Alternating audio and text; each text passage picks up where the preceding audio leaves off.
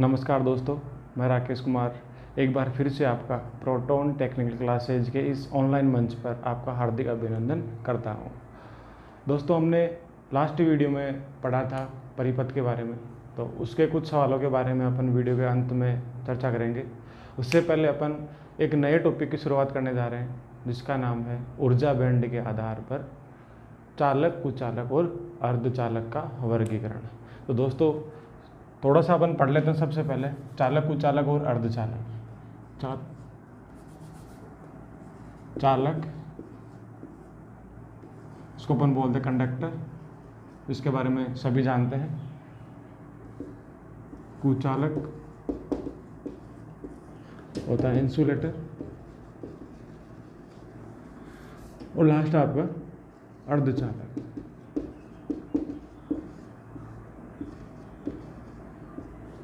Semi conductor. दोस्तों, ऊर्जा band के आधार पे अपन पढ़ेंगे। उससे पहले सबसे पहले अपन चालक, कुचालक और अर्धचालक के बारे में पढ़ लेते हैं। देखो, चालक किसे कहते हैं अपन? जिसमें धारा प्रवाहित होती है उसको अपन चालक कहते हैं। लेकिन चालक किस पदार्थ को बोलेंगे? अगर अपन इलेक्ट्रॉन्स के आधार पे देखते हैं तो इलेक्ट्रॉन्स के आधार पे जिसकी अंतिम कक्षा में 1, 2, 3 और 5, 6, 7 इलेक्ट्रॉन विद्यमान हो, वह आपका चालक कहलाता है। अंतिम कक्षा में 1, 2, 3 या 5, 6, 7 इलेक्ट्रॉन विद्यमान हो, वह आपका चालक कहलाता है। कुचालक की बात करें तो उसकी अंतिम कक्षा में 8 इलेक्ट्रॉन या 0 इलेक्ट्रॉन्स रहते हैं। अगर अपन कुचालक की बात करें तो अंतिम कक्षा में 8 इलेक्ट्रॉन या 0 इलेक्ट्रॉन्स रहेंगे। मतलब अंतिम कक्षा में किसी भी प्रकार का कोई भी मुक्त इलेक्ट्रॉन नहीं होगा। अगर आप अर्धचालक की बात करते हैं, सेमीकंडक्टर की, तो इसके अंतिम कक्षा में आपके पास 4 इलेक्ट्रॉन्स मौजूद रहते हैं। अर्धचालक का कई बार सवाल पूछा गया है एग्जाम में कि सेमीकंडक्टर के इलेक्ट्रॉन्स कितने रहते हैं? अंतिम कक्षा में 4 इलेक्ट्रॉन्स विद्यमान रहते हैं। कुचालक की बात करेंगे तो 8 इलेक्ट्रॉन, और अगर चालक की बात करेंगे तो 1, 2, 3 और 5, 6, 7 ये इलेक्ट्रॉन्स विद्यमान रहते हैं। यह होता है चालक, कुचालक और अर्धचालक का इलेक्ट्रॉन्स के आधार पर वर्गीकरण। इसी प्रकार अपन बताते हैं कि अंतिम कक्षा जिसमें मुक्त इलेक्ट्रॉनों की संख्या कितनी है। यहाँ पे अपन बात कर रहे हैं 8, तो 8 होता यह है कि इसमें इलेक्ट्रॉन्स बंद बनाते हैं, और इसको अपन बोलते हैं अष्टक पूर्ण करना। अगर कोई भी पदार्थ आपका अष्टक पूर्ण करता है तो उसके अंतिम कक्षा में इलेक्ट्रॉन्स नहीं बचते हैं। यहाँ पे 4 इलेक्ट्रॉन्स है, इसको बोलते हैं अपन अर्ध अष्टक, आधा अष्टक, क्योंकि यहाँ पे 4 इलेक्ट्रॉन है, यहाँ पे 8 है।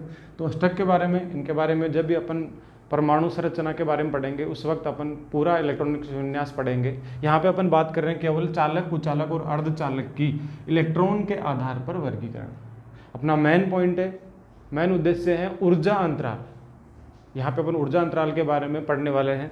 तो सबसे पहले मैंने आपको थोड़ी सी डिटेल दी, चालक, कुचालक और अर्धचालक। चालक इलेक्ट्रॉनों को फ्लो करवाता है, जो धारा के लिए मार्ग प्रस्तुत करता है, कोई अवरोध पैदा नहीं करता है। कुचालक जो धारा को रोक कर रखता है, जो वोल्टेज से बचाता है, झटका लगने से बचाता है, वो आपका कुचालक कहलाता है। और अर्धचालक सेमीकंडक्टर, जिसमें चालक के गुण भी रहते हैं और कुचालक के गुण भी रहते हैं, दोनों का बीच का रहता है। सामान्य अवस्था में वो कुचालक की भांति व्यवहार करता है, और जब भी उसके ऊपर अलग से कोई फोर्स लगाया जाता है तो वह चालक की भांति व्यवहार करने लग जाता है। तो ये तो था दोस्तों चालक, कुचालक और अर्धचालक का इलेक्ट्रॉनों के आधार पे। अपन पढ़ रहे हैं ऊर्जा अंतराल के आधार पर। एनर्जी गैप, कितना ऊर्जा अंतराल होता है चालकों में, कितना होता है कुचालकों में और कितना होता है अर्धचालकों में। आप अपने मेन जो सवाल है वो अपने ये तीनों के, और यही सवाल लगभग एग्जाम पूछे जाते हैं। एनर्जी गैप, ऊर्जा अंतराल। ऊर्जा अंतराल के आधार पर अपन बांटेंगे चालक, कुचालक और अर्धचालक को। तो दोस्तों, सबसे पहले अपन बात करते हैं ठोस में। किसी भी प्रकार का ठोस हो, उसमें 2 प्रकार के बैंड पाए जाते हैं। 2 प्रकार के बैंड पाए जाते हैं। यहाँ पे है, इसका नाम संयोजी बैंड जिसको अपन कहते हैं वैलेंस बैंड। ये है आपका चालन बैंड। चालन बैंड, संयोजी बैंड। चालन बैंड को कहते हैं अपन कंडक्शन बैंड। ठोसों में दो प्रकार के आपके बैंड पाए जाते हैं, संयोजी बैंड और चालन बैंड। दोस्तों संयोजी बैंड में हमेशा आपके इलेक्ट्रॉन्स विद्यमान रहते हैं। यह संयोजी बैंड आपका हमेशा इलेक्ट्रॉनों से भरा हुआ रहता है।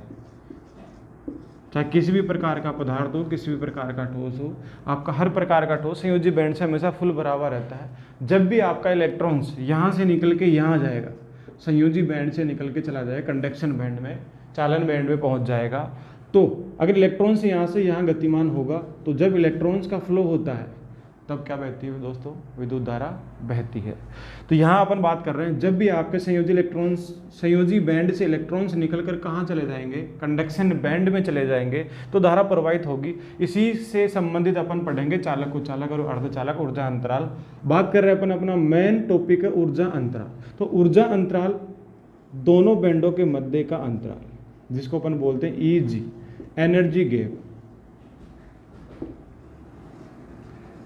एनर्जी गैप, ऊर्जा अंतराल, दोनों जो बैंड है उनके मध्य कितना अंतराल है? ठोस में कितना अंतराल होता है, अर्धचालक में कितना अंतराल होता है, और कुचालक में कितना होता है, और चालक में कितना होता है।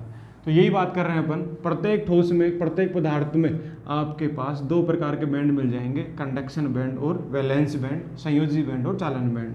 हमेशा संयोजी बैंड इलेक्ट्रॉनों से भरा हुआ रहता है। ऐसा कोई भी पदार्थ नहीं है जिसमें इलेक्ट्रॉन्स विद्यमान नहीं है। सभी में, लगभग प्रत्येक पदार्थ में आपके इलेक्ट्रॉन्स विद्यमान रहते हैं, चाहे वो हाइड्रोजन हो, चाहे कोई सा भी आपके पास पदार्थ हो, कोई से भी आपके पास तत्व हो, उसमें इलेक्ट्रॉन्स रहेंगे।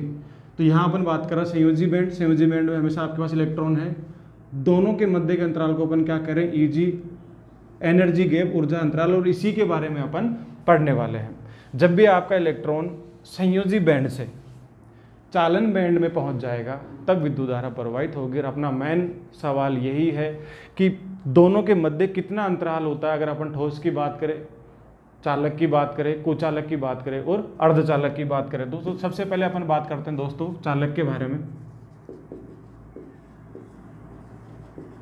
कंडक्टर, चालक।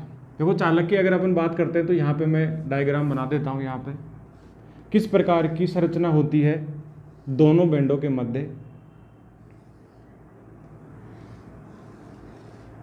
दोस्तों इस प्रकार की संरचना आपने देखी होगी, जिसको अपन कहते हैं ओवरलैपिंग होना। एक ये वाला बॉक्स है और एक ये वाला बॉक्स है। दोनों आपस में जो बॉक्स है वो आपके ओवरलैप है, एक के अंदर एक लगा हुआ है। इसको अपन कह सकते हैं, इस वाले को संयोजी बैंड, और ये वाला जो आपका बैंड है वो आपका है चालन बैंड। दोस्तों ये वाला आपका जो बॉक्स है उसको अपन कहेंगे चालन बैंड,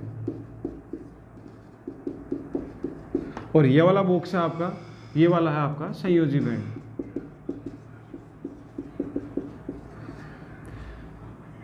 इस प्रकार की संरचना रहती है चालक या कंडक्टर में। कंडक्टर में जो चालन बैंड और संयोजी बैंड होता है वो आपस में ओवरलैप होता है, ओवरलैपिंग रहती है। कहने का मतलब ये अपने अभी पढ़ा है कि संयोजी बैंड है उसमें इलेक्ट्रॉन्स विद्यमान रहते हैं पहले से, तो अपन इसमें संयोजी बैंड उसमें अपने इलेक्ट्रॉन्स भर देते हैं।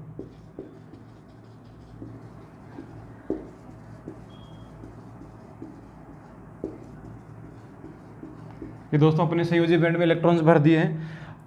हमने कहा था जब भी इलेक्ट्रॉन संयोजी बैंड से कहाँ जाएंगे? चालन बैंड में जाएंगे, तब विद्युत धारा प्रवाहित होगी। तो यहाँ पे अपन बात कर रहे हैं, सबसे पहले संयोजी बैंड में इलेक्ट्रॉन्स भर दिए, लेकिन संयोजी बैंड और चालन बैंड आपस में क्या है? ओवरलैप है, दोनों आपस में अतिव्यापित है। तो पहले से ही इलेक्ट्रॉन्स कहाँ है? चालन बैंड में मौजूद है। तो जब पहले से इलेक्ट्रॉन अगर चालन बैंड में मौजूद रहेंगे तो विद्युत धारा के लिए वह आराम से मार्ग प्रदान करेगा। और ऐसी व्यवस्था कौन करता है? आपका केवल कंडक्टर, चालक करता है, जो विद्युत धारा के लिए सुगमता प्रदान करता है। तो दोस्तों यहाँ पे अगर अपन ईजी की बात करें, एनर्जी गैप की बात करें, दोनों जो आपके बैंड है उनके मध्य कितना अंतराल है? तो केवल 0 इलेक्ट्रोवोल्ट है। मतलब किसी भी प्रकार का कोई ऊर्जा अंतराल नहीं है। इजी ऊर्जा अंतराल आपका कितना रहेगा चालकों में, 0 इलेक्ट्रोवोल्ट का। दोस्तों मैं बता देता हूँ 1 इलेक्ट्रोवोल्ट बराबर कितना होता है, 1.67 गुणा 10 की घात -19 जूल। यह ऊर्जा रहती है 1 इलेक्ट्रोवोल्ट में, 1.67 गुणा 10 की घात -19। कई बार सवाल पूछा है इसका, 1 इलेक्ट्रोवोल्ट बराबर कितना होता है। तो यहाँ पे अपन बात कर रहे हैं चालकों में ऊर्जा अंतराल कितना हुआ, 0 इलेक्ट्रोवोल्ट का। क्यों हुआ, क्योंकि दोनों बैंड है वो आपस में ओवरलैपिंग है, आपस में अतिव्यापित है। पहले से ही संयोजी बैंड में जो इलेक्ट्रॉन्स थे वो पहले कहाँ पहुँच गए, चालन बैंड में। तो ये था आपका चालक। चालक की व्यवस्था इस प्रकार की रहती है कि दोनों आपके बैंड ओवरलैपिंग रहते हैं। अब बात करते हैं अपन अर्धचालक की। सेमीकंडक्टर,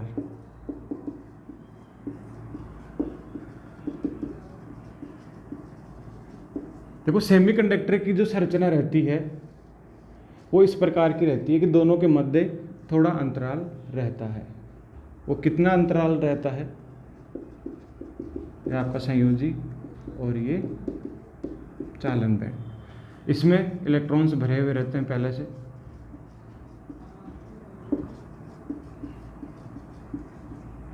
दोस्तों अपन बात करें अर्धचालक में, अर्धचालक की परिभाषा क्या होती है कि सामान्य अवस्था में जो अर्धचालक होता है वो आपका कुचालक की भांति व्यवहार करता है, लेकिन अगर उसके ऊपर थोड़ा सा फोर्स, थोड़ा सा पावर, थोड़ी सी ऊर्जा अगर डाल दी जाए तो वह चालक की भांति व्यवहार करने लग जाता है। ऐसा क्यों होता है, जो बीच में ऊर्जा अंतराल होता है ईजी, उसके कारण अर्धचालकों में ऊर्जा अंतराल कितना होता है, 1 इलेक्ट्रोवोल्ट का। ऊर्जा अंतराल कितना होगा, 1 इलेक्ट्रोवोल्ट का, जबकि चालकों में कितना था, 0 इलेक्ट्रोवोल्ट का। कोई प्रकार का अंतराल नहीं था, पहले से इलेक्ट्रॉन चालन बैंड में मौजूद थे। लेकिन यहाँ पर संयोजी बैंड से चालन बैंड में इलेक्ट्रॉन्स पहुँचाने के लिए कितना ऊर्जा देनी होगी इलेक्ट्रॉनों को, 1 इलेक्ट्रोवोल्ट की। यहाँ से अगर अपन 1 इलेक्ट्रोवोल्ट ऊर्जा प्रदान करते हैं सेमीकंडक्टर अर्धचालक को, तो यहाँ से इलेक्ट्रॉन निकल के कहाँ जाएंगे, अपने चालन बैंड में आ जाएंगे। और जब चालन बैंड में आ जाएंगे तो विद्युत धारा प्रवाह हो जाएगी। तो दोस्तों यहाँ पे अपन बात कर रहे हैं, यहाँ से निकल कर इलेक्ट्रॉन यहाँ कब जाएगा, जब इसके ऊपर अपन कितना, 1 इलेक्ट्रोवोल्ट का अपन क्या करेंगे, ऊर्जा देंगे। तो ऊर्जा अंतराल कितना हुआ अर्धचालकों में, 1 इलेक्ट्रोवोल्ट का। अब बात करते हैं यहाँ पे अपन 3 सवाल होगी कि सामान्यतः अगर पूछता है अर्धचालकों में ऊर्जा अंतराल कितना होता है, तो दोस्तों उसका आंसर रहेगा आपका 1 इलेक्ट्रोवोल्ट का। लेकिन अगर सवाल कह रहा है कि सिलिकॉन पदार्थ जो आपका अर्धचालक है, सेमीकंडक्टर है, उसका एनर्जी गैप कितना रहेगा, ऊर्जा अंतराल कितना रहेगा, तो उसका आंसर कितना रहेगा दोस्तों, 1.1 इलेक्ट्रोवोल्ट का। अगर अपन जर्मेनियम की बात करते हैं तो इसका ऊर्जा अंतराल रहता है आपका 0.7 इलेक्ट्रोवोल्ट का। दोस्तों यहाँ से 3 सवाल है, कई बार ये सवाल पूछे गए हैं, सिलिकॉन का और जर्मेनियम का अलग अलग पूछा गया है। और डायरेक्ट अगर अपन बात करते हैं सेमीकंडक्टर की, तो उसका एनर्जी गैप ऊर्जा अंतराल रहता है आपका 1 इलेक्ट्रोवोल्ट का, जबकि सिलिकॉन का रहेगा आपका 1.1 और जर्मेनियम का रहेगा 0.7। ये स्पेशल अगर नाम दे के पूछता है तब आपका आंसर ये रहेगा। अगर डायरेक्ट सेमीकंडक्टर की बात करता है तो आंसर क्या रहेगा आपका, 1 इलेक्ट्रोवोल्ट का आंसर रहेगा। यहीं पे अपन बात कर लेते हैं साथ में सिलिकॉन और जर्मेनियम। नाम सुने हैं आपने डायोड में, पीएन जंक्शन डायोड। यहीं पे हम इस सवाल की बात कर लेते हैं, पीएन जंक्शन डायोड। डायोड भी क्या होता है आपके 2 ही प्रकार के रहते हैं, पी प्रकार का और एन प्रकार का। उसमें भी आपका एक सिलिकॉन का डायोड और एक जर्मेनियम का डायोड। जब अपन डायोड की बात करेंगे इसकी पूरी व्याख्या करेंगे। यहाँ पे अपन इसी से संबंधित सवाल लिख के चल रहे हैं। यहाँ पे 1.1 इलेक्ट्रोवोल्ट है, 0.7 इलेक्ट्रोवोल्ट है। दूसरे सवाल की बात कर रहे हैं अपन डायोड के बारे में। डायोड अपन बात करें सिलिकॉन का डायोड, इसका जो लेयर होता है, लेयर तोड़ने के लिए अपन को कितनी वोल्टेज देनी पड़ती है सिलिकॉन के लिए, 0.7 वोल्ट।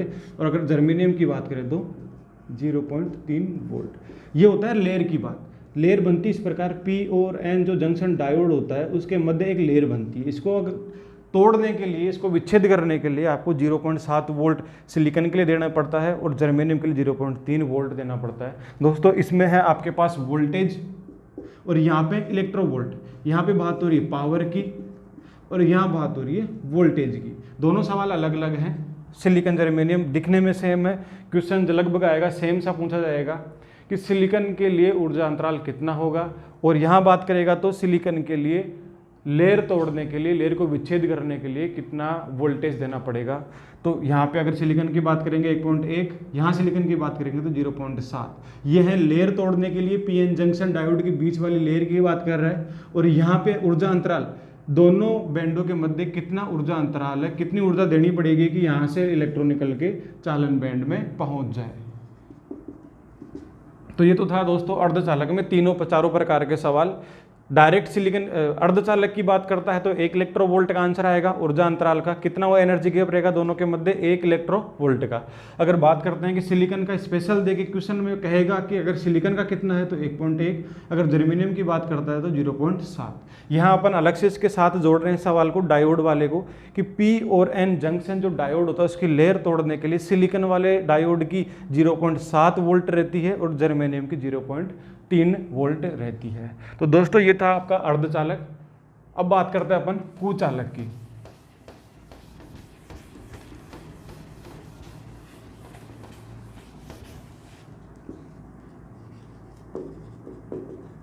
कुचालक, इंसुलेटर।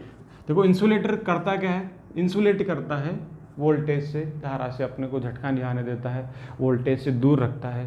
तो ऐसा क्यों करता है वो, उसकी संरचना इस प्रकार की रहती है कि दोनों बैंडों के मध्य जो ऊर्जा अंतराल रहता है वो सीधी सी बात है ज़्यादा रहेगा। चालकों में बिल्कुल भी नहीं था, अर्धचालकों में थोड़ा सा ऊर्जा अंतराल था जिसको अपने पढ़ा है 1 इलेक्ट्रोवोल्ट का, लेकिन कुचालकों में आपका जो ऊर्जा अंतराल रहेगा चालन बैंड, इसमें इलेक्ट्रॉन्स भरे हुए रहेंगे आपके।